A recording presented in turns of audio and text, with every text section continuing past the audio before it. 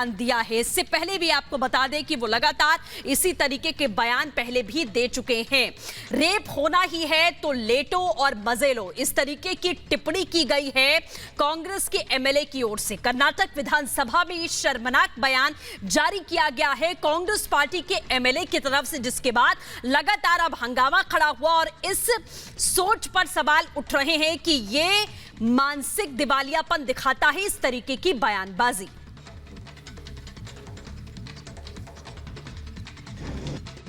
There is a saying, when rape is inevitable, lie down and enjoy it. But that's exactly the position into which you are.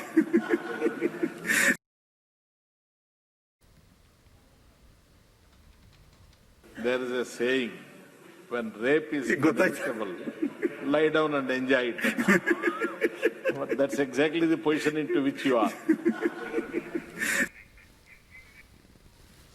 इस वक्त आशा जी हमारे साथ में जुड़ चुकी हैं। निर्भया आपने कई बार सुना होगा, उन्हीं की माता जी हैं। आशा जी, जिस तरीके की टिप्पणी, जिस तरीके के बोल यहां पर कांग्रेस एमएलए की तरफ से बोले गए हैं कि बलात्कार को रोका नहीं जा सकता है तो उसका विरोध भी नहीं करना चाहिए, और ऐसे शब्द बोले गए हैं जो शायद बार बार बोलना अच्छा नहीं होगा। आप लगातार उस जख्म को अभी तक सह रही हैं जो शायद भरा नहीं जा सकता है। इस तरीके की सोच पर क्या कहेंगी? देखिए, अगर ऐसी सोच हमारे नेता रखते हैं तो ये बहुत दुर्भाग्यपूर्ण बात है, क्योंकि जो जिस पार्टी के भी हो, जहां से भी हो, उनको इस उम्मीद से वहां का नेता या एमएलए एमपी बनाया गया होगा, जनता बनाई होगी कि हमको सुरक्षा मिलेगी, हमें इनसे मदद मिलेगी, और वो ऐसे बोल रखते हैं। तो आज ये समझिए कि ऐसे ही लोगों के वजह से क्राइम हो रहा है। बिल्कुल, जैसा आपने कहा कि ऐसे ही लोग बढ़ावा देते हैं। रुकता है जी, क्योंकि ऐसी एक हमारा नेता एमएलए एमपी ऐसी सोच रखता है कि नहीं हो रहा है तो होने दो, मजे लेने दो। तो इसका तो मतलब यही है ना कि ये लोग ऐसे ही करवाते हैं या खुद करते हैं, खुद ऐसे हैं, उसमें शामिल है, तभी तो ऐसे सोच रखते हैं। एक बच्ची की जिंदगी, आप एक बार ये सोचिए कि एक बार एक बच्ची के साथ अगर क्राइम हो जाता है, उसके साथ रेप हो जाता है, तो उसकी पूरी लाइफ खराब हो जाती है। लेकिन करने वाले का तो कोई कुछ बोलता ही नहीं है, उसका तो कुछ होता ही नहीं है, वो तो और नेता बन जाता है। तो ऐसे लोगों के वजह से क्राइम नहीं रुकता है। ऐसे लोगों के वजह से हमारी बच्चियां हर दिन हर घंटे एक बच्ची रेप की शिकार होती है। बिल्कुल आशा जी, जैसा आपने कहा कि ये सोच और कुंठित मानसिकता दिखाती है। 16 दिसंबर कल बीत गई, आज 17 दिसंबर है, और इन्हीं दिनों में जो कुछ भी हुआ था वो शायद आप कभी भूल नहीं पाएंगे और पूरा देश भूल नहीं पाएगा, जिसके बाद बहुत सारी मशालें जली, बहुत सारी आवाजें उठी। लेकिन आए दिन जिस तरीके के इस तरीके की सोच और बयान दिए जाते हैं, आज ही के दिनों में ये तमाम चीजें हुई थी निर्भया के साथ में, जिनसे आप पूरी जिंदगी शायद गुजरेंगे, लेकिन आए दिन इस बयानबाजी को आखिर कैसे रोका जाएगा? बात करते हैं तो होता है कि शिक्षा दें, शिक्षा की कमी है, अनपढ़ लोग करते हैं, समझदारी नहीं होती है, उनके अंदर इतनी विकसित नहीं होते हैं। लेकिन एक हमारा नेता या एमपी ऐसे बोल रखता है तो हम क्या कहेंगे कि वो बेगर पढ़े लिखे तो है नहीं, बेगर सोच के तो है नहीं, लेकिन जो मानसिकता है वो अनपढ़ों वाली है, तभी तो ऐसे बोल रहे। अरे वो उनकी भी तो माँ होगी, उनकी भी तो पत्नी होगी, उनका भी तो परिवार होगा। ऐसा सोच कोई कैसे रख सकता है, कैसे बोल सकता है? जी बिल्कुल आशा जी, हमारे साथ जुड़ने के लिए आपका बहुत बहुत शुक्रिया। तो जिस तरीके की कुंठित मानसिकता है जो यहाँ दर्शाती है, ये कांग्रेस के एमएलए हैं जिनकी ओर से इस तरीके के बयान दिए गए, महिलाओं के प्रति इस तरीके के बयान दिए जा रहे हैं कि अगर रेप होता है आप उसे रोक नहीं सकते हैं, तो ऐसी टिप्पणी कि उसको आप लेटिए और मजे लीजिए, इस तरीके की बातें कांग्रेस एमएलए ने की है। इसी पर देखिए 1 मिनट की report. There is a saying, when rape is inevitable, lie down and enjoy it. But that's exactly the position into which you are. लोकतंत्र के पवित्र मंदिर के भीतर ऐसी बयानबाजी कांग्रेस विधायक और कर्नाटक के वरिष्ठ नेता आर रामेश कुमार की तरफ से की जा रही है। बयान हैरान करने वाला है और विधायक की मानसिक स्थिति को बताने वाला है कि महिलाओं से दरिंदगी के नाम पर कांग्रेस नेता कितने गंभीर हैं। सदन के भीतर क्या नसीहत दे रहे हैं, एक बार फिर सुनिए इस सदन के पूर्व अध्यक्ष रह चुके वरिष्ठ कांग्रेस के नेता के इस शर्मनाक बयान को। There is a saying, when rape is punishable, lie down and enjoy it. But that's exactly the position into which you are. महिलाओं से दरिंदगी को लेकर आर रमेश कुमार 2 साल पहले भी विवादित टिप्पणी दे चुके हैं। उस दौरान रमेश कुमार विधानसभा के अध्यक्ष थे। ऐसे में विवादों से इनका गहरा नाता रहा है। तो सुना आपने साफ तौर पर टिप्पणी, हम आपको लगातार इसीलिए सुना रहे हैं कि इस कुंठित मानसिकता का क्या किया जाए, ये बड़ा सवाल है। अंबर जैदी इस वक्त सामाजिक कार्यकर्ता हमारे साथ में जुड़ चुके हैं। अंबर, ऐसे बयान इससे पहले भी इनकी ओर से दिए जा चुके हैं, महाशय की ओर से दिए जा चुके हैं, लेकिन उसके बाद भी सदन में खड़े होकर इस तरीके की बयानबाजी, वो भी बलात्कार जैसे मामले पर, इस सोच को क्या कहा जाएगा?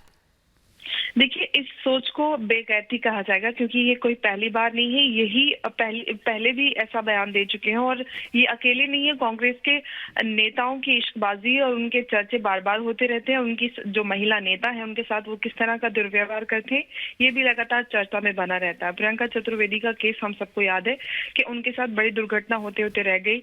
नगमा की बात करें, लेकिन बावजूद उसके वो उन मर्दों पर जो महिलाओं के साथ दुर्व्यवहार करते हैं या गंदी मानसिकता रखते हैं, कांग्रेस उनके खिलाफ कोई कार्रवाई नहीं करती और ऐसे आदमियों को और बढ़ावा देती है।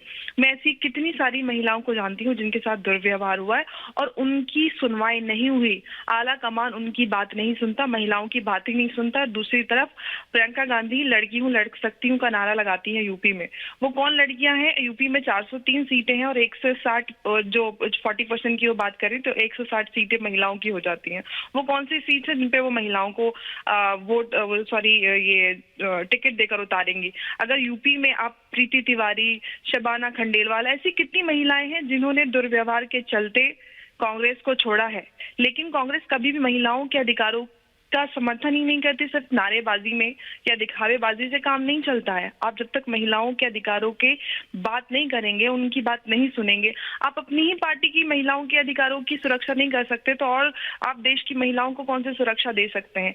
आपके एमएलए सदन में बैठकर इस तरीके की बातें करते हैं और उन पे हंसते मुस्कुराते हैं और लोग उस पर तालियां पीटते हैं, तो आप देश को क्या मैसेज दे रहे हैं कि आप महिलाओं को सुरक्षा देने में बिल्कुल सक्षम नहीं रहे हैं और आगे भी आप यही बता रहे हैं कि आप आगे भी यही करेंगे और इससे वर्स्ट होने वाला है।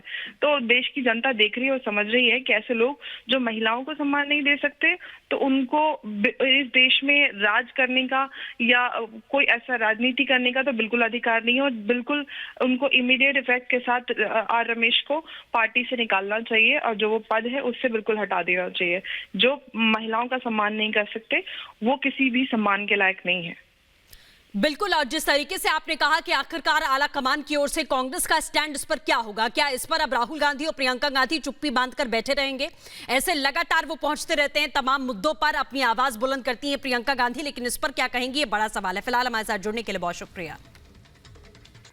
तो ये बड़ी खबर हम आपको लगातार बता रहे हैं। ये रमेश कुमार जो एमएलए हैं, ये हैं कौन, ये भी जानिए। कर्नाटक के कोलार जिले से ये ताल्लुक रखते हैं, इस जिले से आते हैं, पूर्व विधानसभा अध्यक्ष रह चुके हैं, बड़ी बड़ी जिम्मेदारियां निभा चुके हैं, लेकिन सोच अभी भी इनकी ऐसी ही है जो आप इनके शब्द इस वक्त सुन पा रहे थे सदन के भीतर। रेप पर यह शर्मनाक सोच है जो आज हमें देखने को मिल रही है।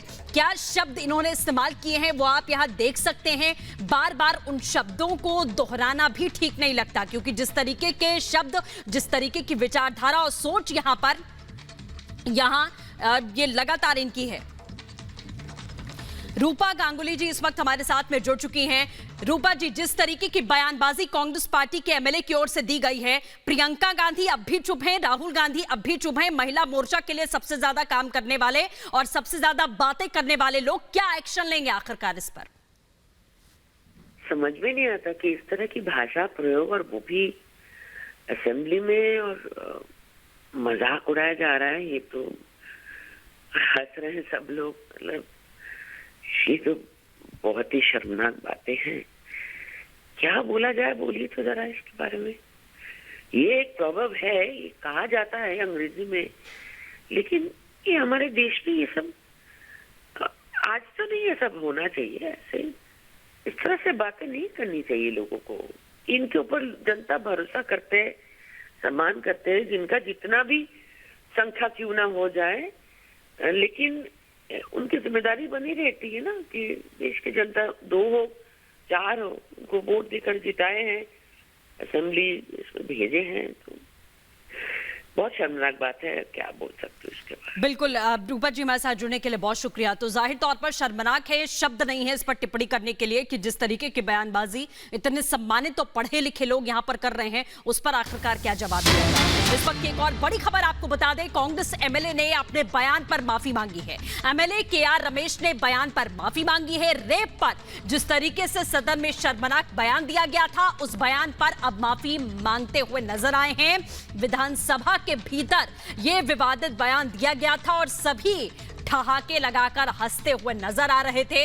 आवाजें गूंज रही थी पूरी सभा में। यह आपने सुना कि जब ये टिप्पणी दे रहे थे तो आसपास बैठे जितने महानुभाव थे सब ठहाके लगाकर हंस रहे थे, यहां तक कि स्पीकर भी हंस रहे थे।